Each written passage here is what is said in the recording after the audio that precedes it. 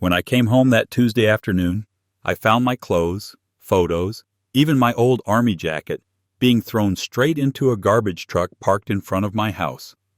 My son Mark was standing there laughing with the workers, tossing my shirts like trash, and when he saw me, he said, "Don't worry, Dad, you won't need these anymore," while two men in white uniforms started walking toward me with a stretcher. What would you do if you were me, watching your own child throw your life away like that? Read my story to the end and tell me if I went too far. I still cannot decide whether what I did was justice or cruelty.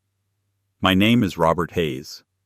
I am 72 years old, a retired civil engineer, widower, and grandfather to a little girl who used to think I hung the moon.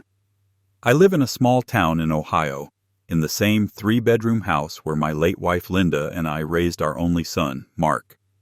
The house is paid off, the lawn is still neat, and until a few months ago I believed, like a fool, that my family was solid, loyal, and grateful. I was wrong. Linda died 3 years ago. Stroke. One moment she was telling me not to forget the coupons for the grocery store, the next she was on the kitchen floor, her favorite mug shattered beside her. After that, the house turned into an echo. I filled the silence with work I no longer had, with fixing things that did not need fixing, with walking circles around the same block every evening. Mark and his wife Jenna swooped in at first, all concern and gentle voices. "Dad, you should not be alone right now," Mark said a week after the funeral. "Come stay with us for a while. We have the room. It will be easier." They lived across town in a newer development, one of those places where every house looks like a copy of the one next to it, just painted a different shade of beige. I agreed to stay for a while, because I could not walk past Linda's empty chair without my chest tightening, and because my granddaughter Emily was only 6 then, and she needed someone to braid her doll's hair the way her grandma used to. The first month was gentle. Jenna cooked too much food. Mark insisted on driving me everywhere, just to be safe. I let them. I was tired. Grief makes you slow. It makes you grateful for any hand that looks like help. Then their tone shifted. It began with papers.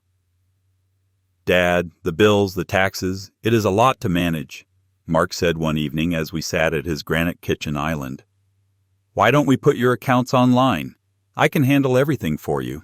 One login, simple. We will make sure nothing gets missed." "I have been paying bills since before you were born," I said with a small smile. "I think I can keep going." He laughed, but his eyes did not. "It is not about what you can do, Dad. It is about what is efficient. The world is digital now. We do everything online. Let us help." "We can get your house in our name too," Jenna added a little too casually, wiping an invisible crumb off the counter. "Just for simplicity.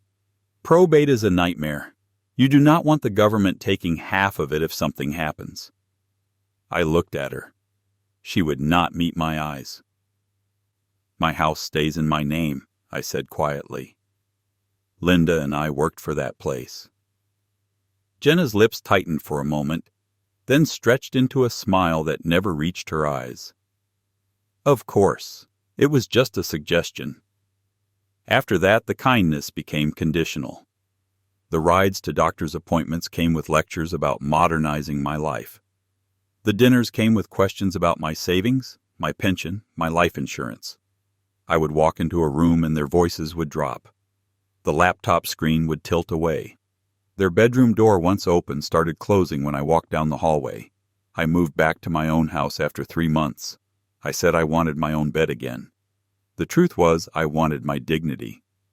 "Whatever you want, Dad," Mark said, shrugging. "It is your life." For a while, things calmed down. I saw them on weekends. I picked up Emily from school sometimes. We ate Sunday dinners together, pretending everything was normal. But every time Jenna mentioned money, her eyes calculated. Every time Mark asked, "So how much do you still have in that 401k?" My stomach clenched. The storm finally showed itself on a quiet Saturday morning in April. I had just poured my coffee when the phone rang. Mark's name glowed on the screen.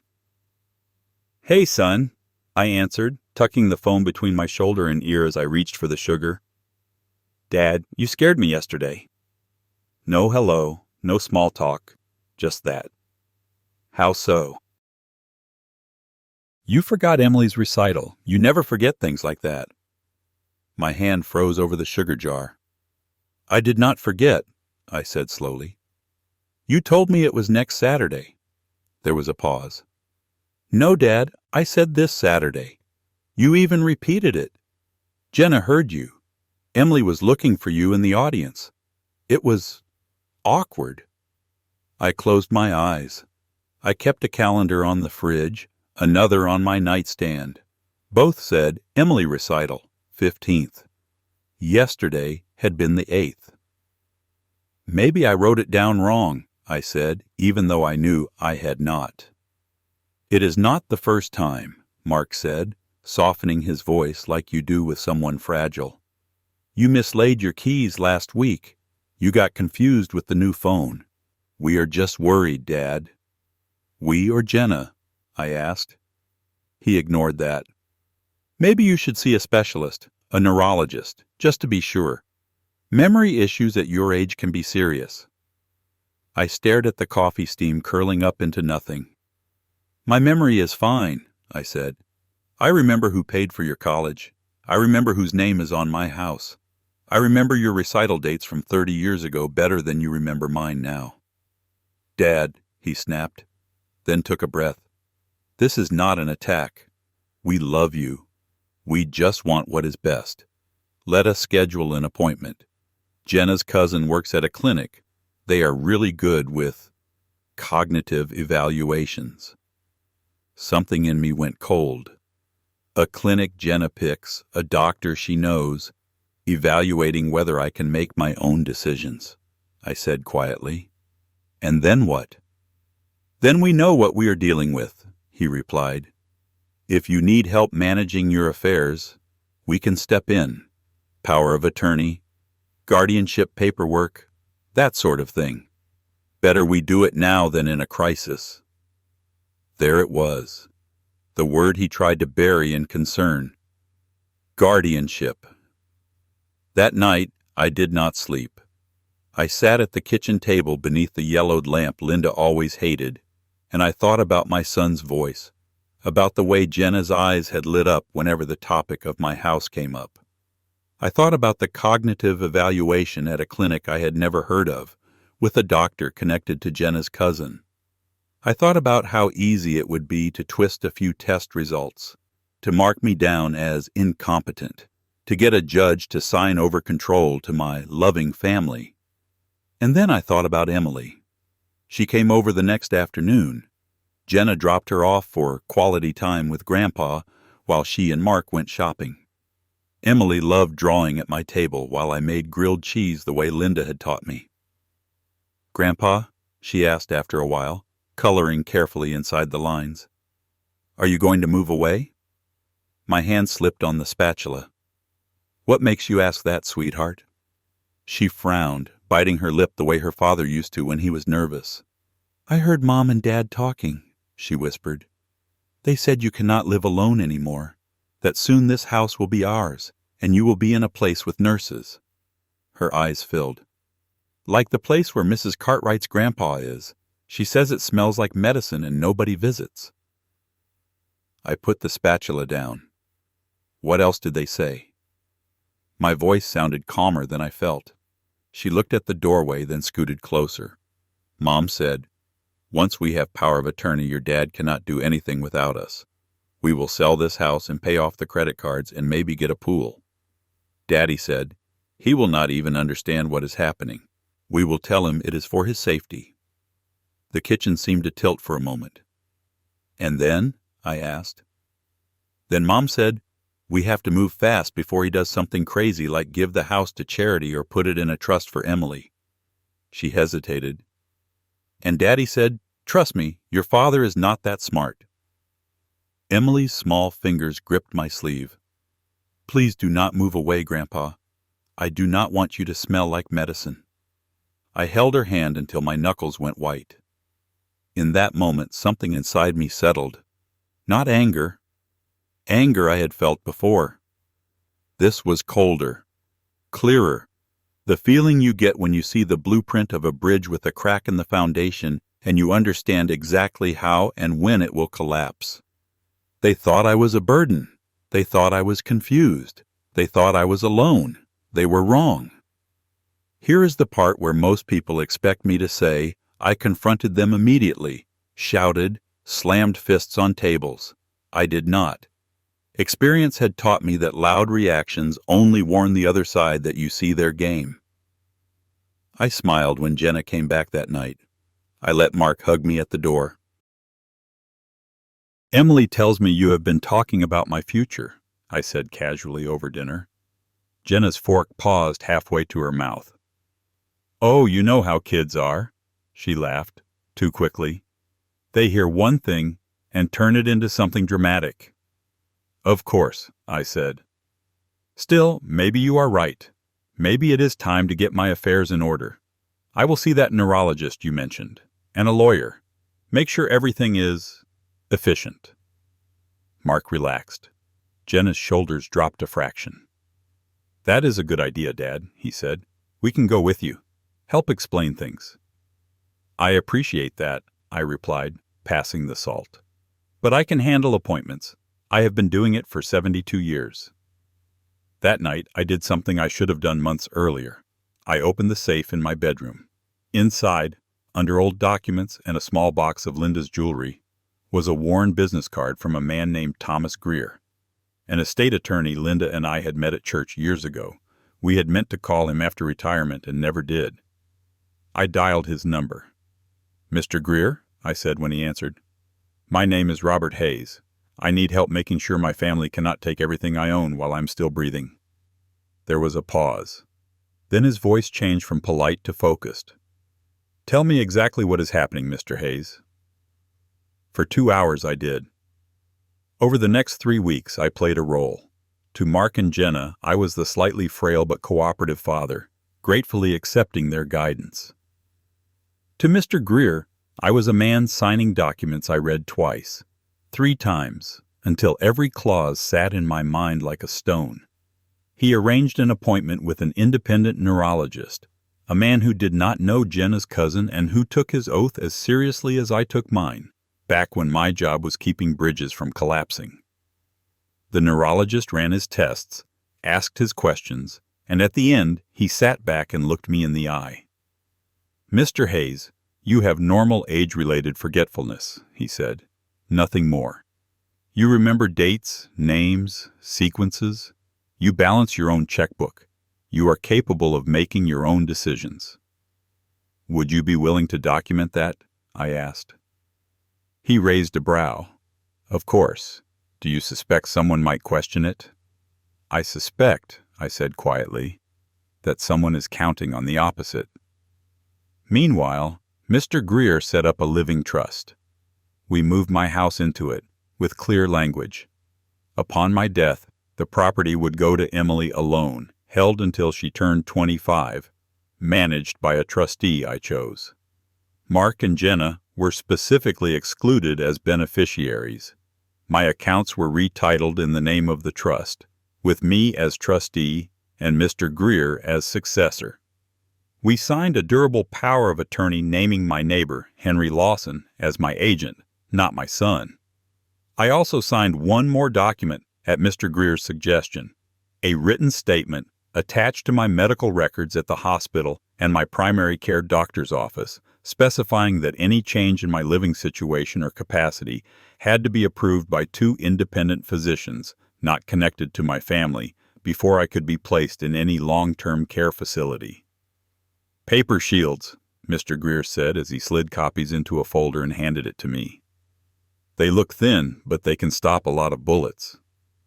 And if my son ignores the shield? I asked. Then we let the law handle the bullets, he replied. Weeks passed. Mark kept calling, asking if I had set the appointment at Jenna's cousin's clinic. I went to a doctor my primary recommended, I told him. He says I am fine. Silence. Then a strained chuckle. Dad, those generalists do not understand. This clinic specializes in seniors. I appreciate the concern, I said, but one evaluation is enough. The friendliness cooled again. Calls became less frequent, visits shorter. When they came, the questions about money became sharper, less disguised. "How much longer are you planning to stay in that house, Dad?" Jenna asked one Sunday as she ran her finger over a scratch on my dining table. "It is a lot of work." "I like the work," I said. "Keeps me busy." "But you could sell it, get into a nice community," she insisted. "Use the cash for better care. We could help you manage things." "I already have help," I replied, thinking of Mr. Greer. "Good help." Her eyes narrowed, just for a second.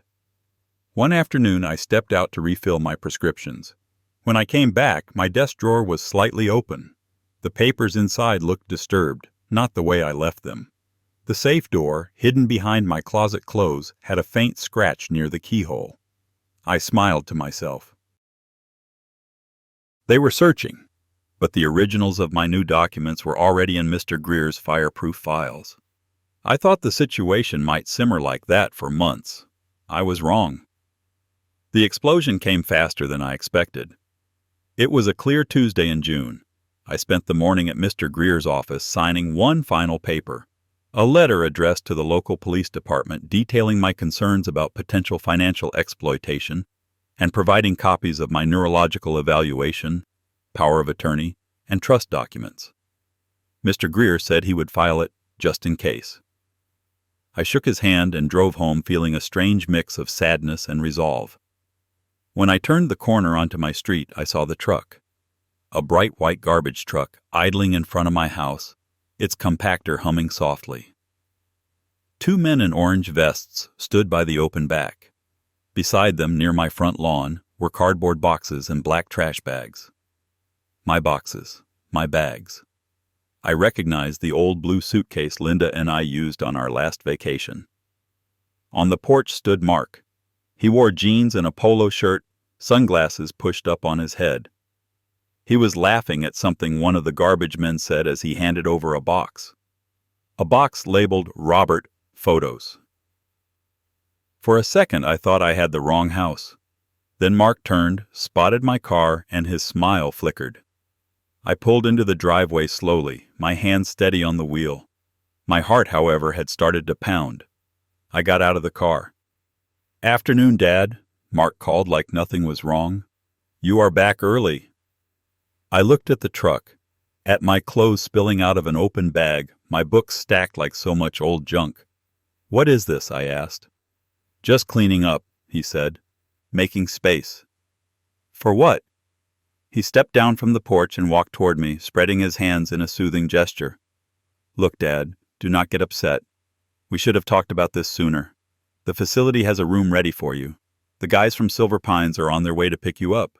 They handle everything. Safe, professional. You will love it." My ears roared. "What facility?"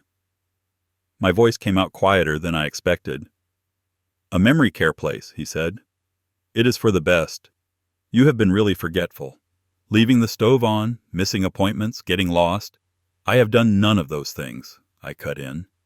"And you know it." He sighed, as if I were a stubborn child. "Dad, we have already signed the intake papers. Called them this morning. They have your file. We are just helping. You cannot live here alone anymore. It is dangerous. So we are clearing out the clutter." I stared at the box of photos now in the garbage truck's maw. "You call my life clutter?" I asked. "Do not be dramatic," he said, rolling his eyes. "You will not need most of this. The room is smaller there, but nice. And honestly, this house will be better used as a family home." He glanced at the porch. "Jenna is already thinking about where to put the new kitchen island." My throat tightened. "You did not ask me," I said. He shrugged. "We tried. You refused help, so we had to step in. We are your family. We know what is best." The social worker agreed. Behind him, a white van pulled up. Two men in white polo shirts with Silver Pines Senior Care embroidered on the chest stepped out, carrying a stretcher and a clipboard.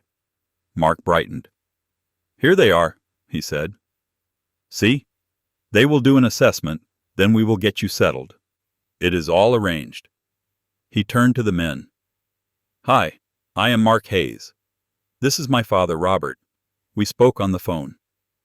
One of the men nodded, glancing at me with professional distance. "Afternoon, Mr. Hayes," he said. "We just need a quick look at your ID and have you sign some forms, then we will transport your father." Mark frowned.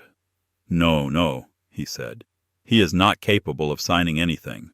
I already took care of the consent. He has dementia. He will probably resist." The man's eyes sharpened. "Sir, we still need to speak with your father," he said. "Voluntary admission is always preferable, and we will need the physician's orders." "Dr. Sanchez faxed over everything," Mark insisted. "You should have it." As they spoke, I pulled my wallet out slowly. My legs were trembling. Not from fear. From rage I had to keep leashed until the right moment. I looked at my son, at the man I had taught to ride a bike, whose scraped knees I had bandaged, whose tuition checks I had written with pride. He had known me for 38 years, and here he was, sending me away like a broken appliance. "Do not worry, Dad," he said, finally turning back to me with a bright fake smile. "You will not need those old clothes anymore. They have everything there. What matters is your safety." "Do you hear yourself?" I asked. "Do you hear what you are doing?" He set his jaw. "I am protecting you," he said. "And Emily, and our future. We cannot keep pretending nothing is wrong. You forget things. You are getting paranoid. This is hard, but it is necessary. One day you will thank me." The two men in white started walking toward me, one carrying the clipboard, the other the folded stretcher. My heart thudded against my ribs. For a brief, sharp second I wondered what would happen if I simply refused, if I shouted, if I swung my cane. But I knew how that would look. Angry, confused old man, resisting the help his responsible adult son had arranged. So I did the one thing Mark did not expect. I smiled. "Gentlemen," I said to the orderlies, "before we go anywhere, I would like you to see something." I handed the one with the clipboard my driver's license. Right behind it, I slid a folded sheet of paper. He unfolded it, eyes scanning the letterhead. His brows rose. "What is this?" he asked.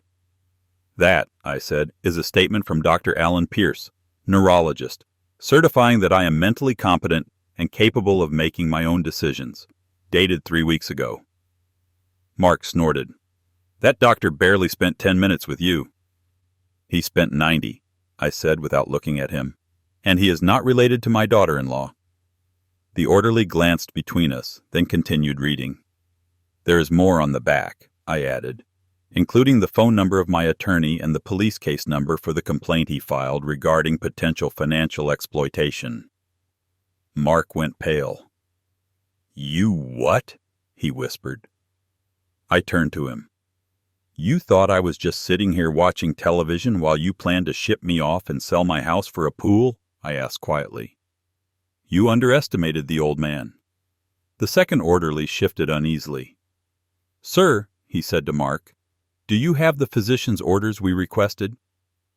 Mark thrust a crumpled fax toward him. "Right here," he said, "from Dr. Sanchez. It states he cannot live alone and requires supervised care." The man studied the form. "This is a preliminary assessment," he said after a moment. "Not a formal declaration of incompetence. It says recommend further evaluation. We cannot force him if he refuses, not without a court order or 2 independent physicians signing off." "That is ridiculous," Mark snapped. "We already arranged everything. We cleared his room, for God's sake." He gestured at the garbage truck. "Mark," I said quietly, "you just told 2 strangers that you cleared my room before I agreed to anything." He froze. And that was when I heard the second engine. A police cruiser turned the corner and rolled to a stop behind the garbage truck. 2 officers stepped out, hands resting casually near their belts. Mark stiffened. "What are they doing here?" he hissed at me. "I did not invite them," I said. "Your timing just lined up with theirs." That was only half a lie. Mr. Greer had filed our complaint with the local police and adult protective services the previous week. He told me an officer might come by sometime in the next couple of days to do a welfare check. Apparently sometime was now. "Mr. Robert Hayes?" one of the officers called, walking up the driveway. "That is me," I said. "We received a report from your attorney about potential undue influence or financial pressure," he said. "We were in the area and thought we would stop by. Everything all right here?" Mark laughed, high and strained. "Yes, everything is fine, officer," he said. "We are just helping my dad move to a care facility. He has been having memory problems, getting confused. His doctor recommended—" "Officer," I cut in. "May I speak?" The officer nodded. I handed him the same folded document I had given the orderly, plus a business card from Mr. Greer. "This is my neurologist's evaluation," I said, "and that is my attorney. He can confirm that I am not moving anywhere today of my own free will." The officer read quickly. His jaw tightened just a fraction. "Do you want to go with these men today, sir?" he asked, nodding toward the Silver Pines uniforms. "No," I said, "I do not." Mark threw up his hands. "This is unbelievable," he burst out. "He is not thinking clearly. You are letting him put himself at risk. He leaves the stove on. He gets lost driving. He—" "Actually," I interrupted, "Officer, if he is going to accuse me of something, I would like him to provide dates and specifics. Because that form from Dr. Sanchez," I nodded at the paper in the orderly's hands, "was filled out after a 5-minute visit Jenna scheduled without telling me the full purpose." The officer turned to Mark. "Do you live here, sir?" he asked. "No," Mark said, "but I am his son. I have a responsibility." "Do you have legal guardianship or power of attorney?" the officer asked.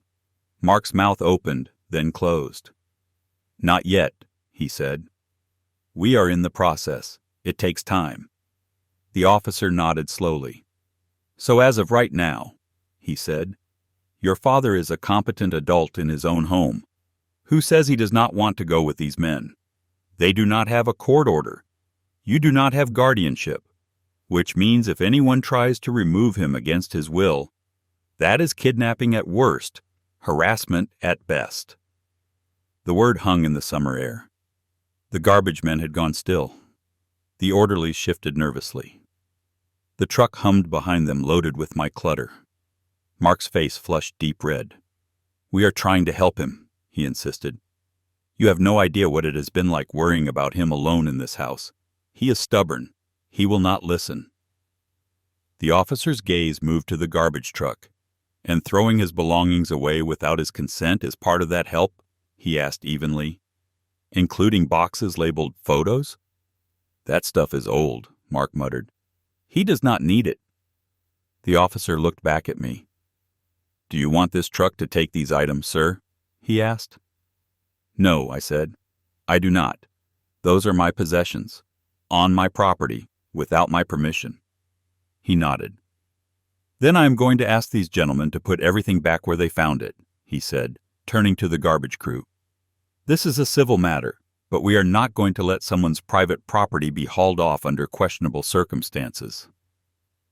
The garbage men exchanged a look, then started unloading the boxes.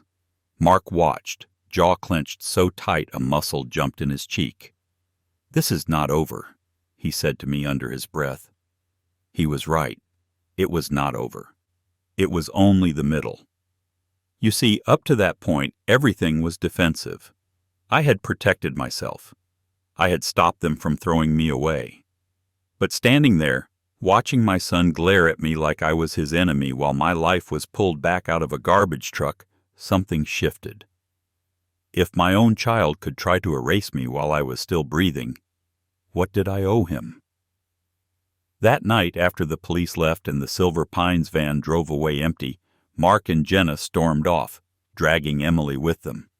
She looked back once from the car window, eyes wide and wet. I raised my hand in a small wave.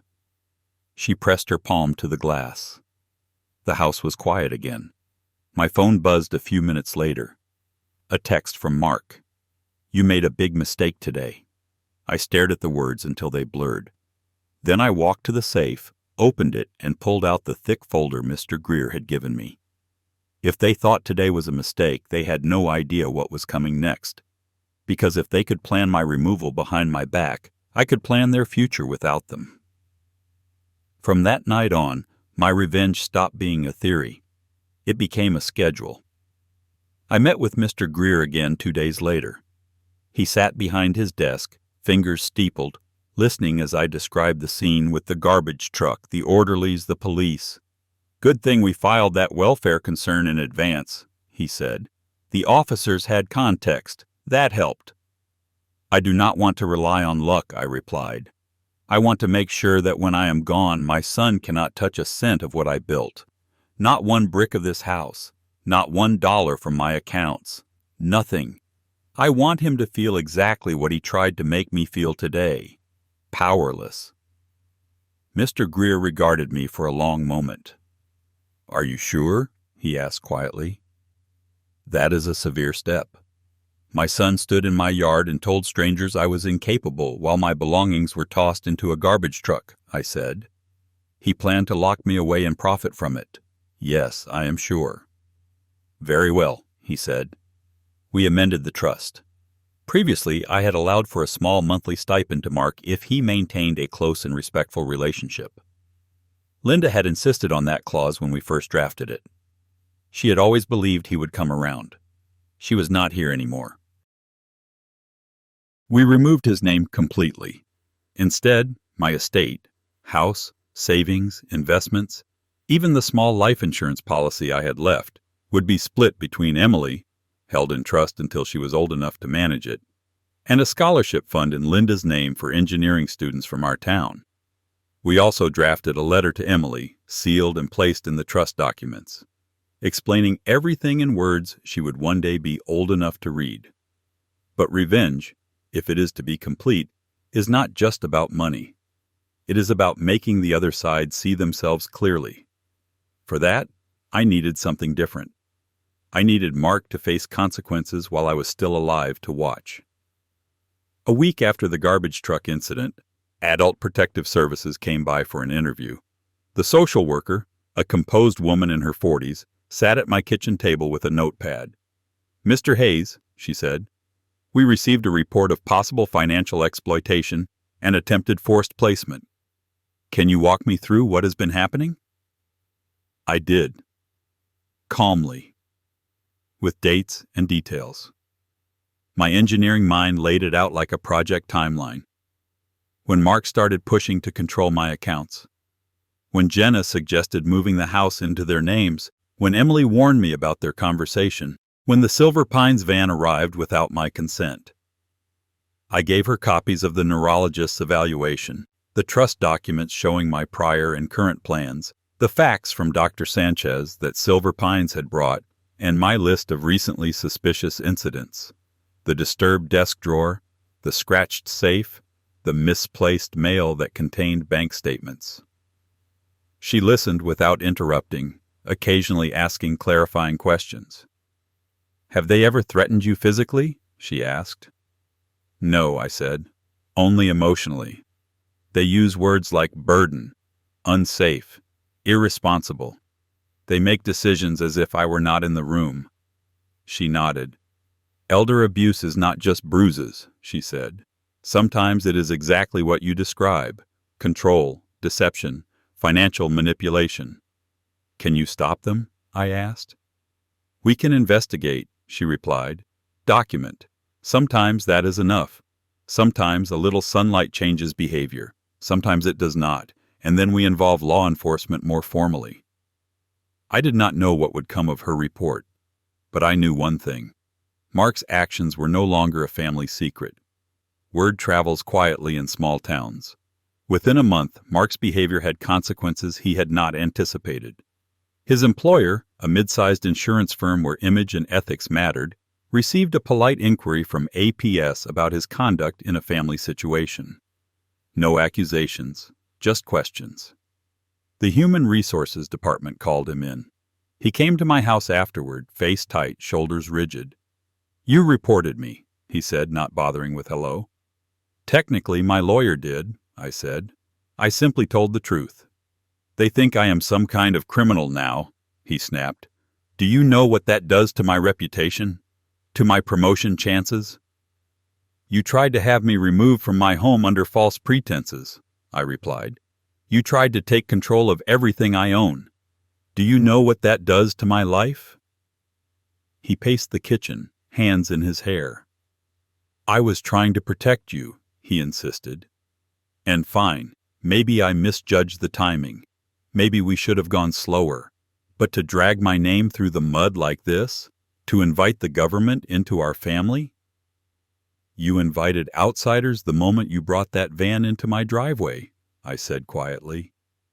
"I just made sure the right outsiders saw what you were doing." His eyes burned into mine. "You are punishing me," he said, "for trying to plan ahead. You are manipulating Emily against us. You are—" I stood up. For a moment I saw the boy he had been, standing in the same kitchen, red-faced after breaking a window with a baseball. "Do not bring Emily into this," I said, my voice low. "She's the only one who told me the truth." He blinked.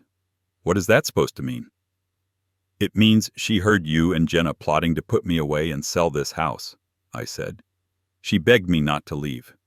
Your 8-year-old daughter has more loyalty than you do." He stared at me, stunned. "You have no idea what you are talking about," he said finally, but his voice lacked conviction. I took a breath. "This house," I said, resting my hand on the counter Linda had chosen, "is not yours. It will never be yours. The same goes for my savings, my pension, my insurance. You will not inherit any of it."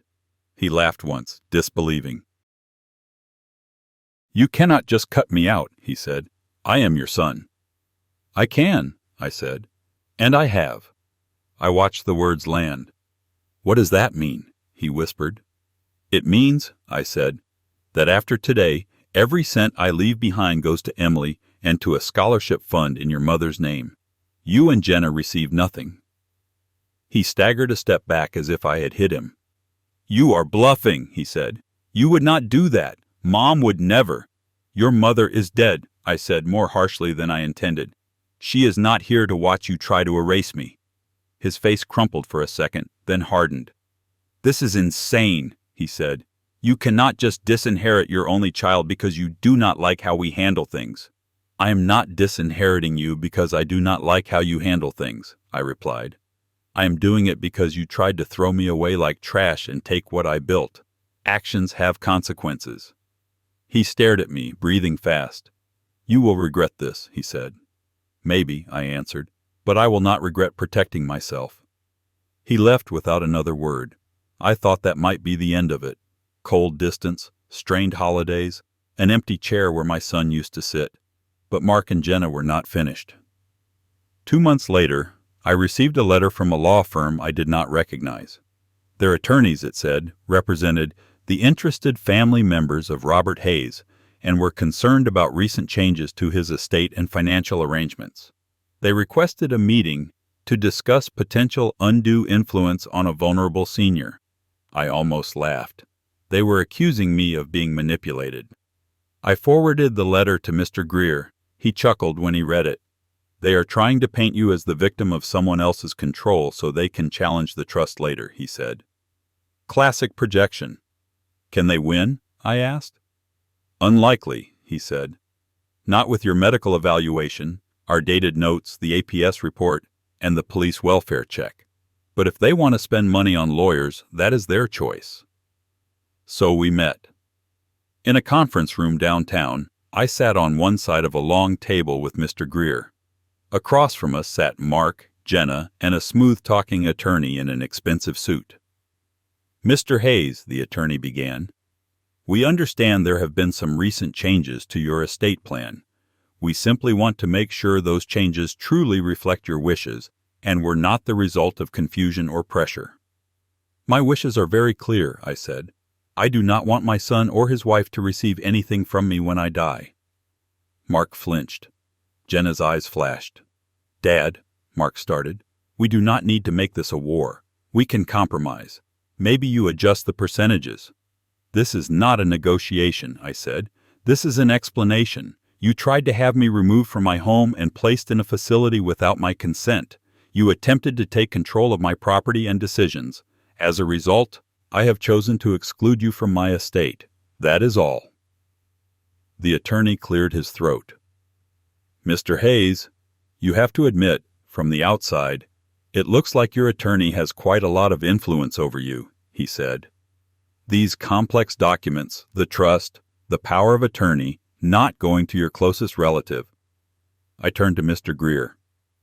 Could you show them the first page of your retainer, Tom? I asked. He slid a paper across the table. Mr. Hayes hired me 6 months ago, he said. He came to me with concerns about his son's behavior. All I have done is help him formalize what he already wanted. He reads every document carefully. He asks intelligent questions. There is no confusion here, only a client who knows his mind. Jenna leaned forward. This is about one misunderstanding, she said, voice tight. We were trying to help. If you had just let us— One misunderstanding, I repeated. Jenna, you arranged a doctor to label me as incompetent. You cleared my house without my consent. You called a facility to pick me up like luggage, and you stood by while my belongings were thrown into a garbage truck. That is not a misunderstanding. That is a plan. Silence settled over the table. Emily's face flashed in my mind. I pictured her reading about this one day, trying to make sense of how her family had fallen apart. This is between us, Mark said finally. You did not have to get strangers involved. You brought strangers with a stretcher to my front lawn, I said. I brought strangers who carry law degrees. The attorney checked his notes, then closed his folder. Legally, he said, Mr. Hayes is within his rights. He has capacity. He has documentation. Challenging the trust would be costly, with a low likelihood of success. My advice, Mark, Jenna, is to consider whether this is the hill you want to die on. Jenna stared at him furious. You work for us, she snapped. I work for whoever pays me, he replied calmly. And I am telling you where your money will go if you continue down this path. They left in a storm of stiff shoulders and clenched jaws. I walked out of the building into the autumn air feeling lighter than I had in months. For the first time since Linda died, I felt like I was not just surviving. I had drawn a line. The final piece of my revenge was quieter. I sold my house. Not because they wanted me to, but because I wanted to. I found a small, comfortable apartment in a senior community across town. Not a nursing home, not a memory care facility. Just a place with people my age, a communal garden, and a staff member at the front desk 24 hours a day in case someone needed help. I chose it. I packed my own boxes, kept what mattered, donated what did not. We closed on the house in early winter. The buyers were a young couple expecting their first child. They walked through the empty rooms with awe and nervous excitement, just like Linda and I had decades ago. On the day of closing, I stood in the driveway one last time, hands in my pockets, breath clouding in the cold air. My phone buzzed. A text from Mark. Heard you sold the house. So that is it? You would rather give it to strangers than your own family? I stared at the screen for a long moment. Then I typed back. I gave you chances. You tried to throw me away. I chose people who will respect what they are given. No response came. Months pass. I see Emily sometimes. Jenna does not approve, but Mark drops her off for an hour now and then when she insists. She is 10 now, sharp-eyed, too perceptive for her age. Mom says you turned everyone against us, she whispered once, legs dangling from the edge of my apartment couch. Did I? I asked softly. What do you think? She looked at her hands. I think, she said at last, that grown-ups make choices, and some of them are bad. I handed her a glass of orange juice. One day, I told her, You will read some letters I wrote. They will explain more. For now, all you need to know is this. I love you. That has not changed. She nodded, leaning her head against my shoulder. Sometimes, late at night, when my joints ache and the quiet presses in, I wonder if I did the right thing. If cutting off my own son entirely was too harsh. If Linda would have fought harder to repair what was broken instead of writing him out of the future. Then I remember standing in my yard, watching my life being dumped into a garbage truck while my son told strangers I would not need my things anymore. I remember the feel of those orderlies approaching with a stretcher. I remember Emily's terrified whisper, "Please do not move away, Grandpa." And I realized my revenge was not about money or about winning. It was about choosing not to let people who see you as disposable control the end of your story. So here I am, an old man in a modest apartment with less stuff and more peace. My son calls rarely. When he does, it is stiff, polite, distant. He knows now that there is nothing to gain from me except conversation. Sometimes he takes it, sometimes he does not. When I am gone, Emily will inherit enough to start her life without debts. Other kids from this town will go to college on scholarships in Linda's name. My son and his wife will get exactly what they tried to leave me with. Nothing. Was I right to do what I did? To strip my only child of his inheritance and involve the law when he tried to put me away? Or did I go too far, turning a son into a stranger in the name of justice? My grandpa's words really happened. I believe him. If you want more true tales like this, hit subscribe.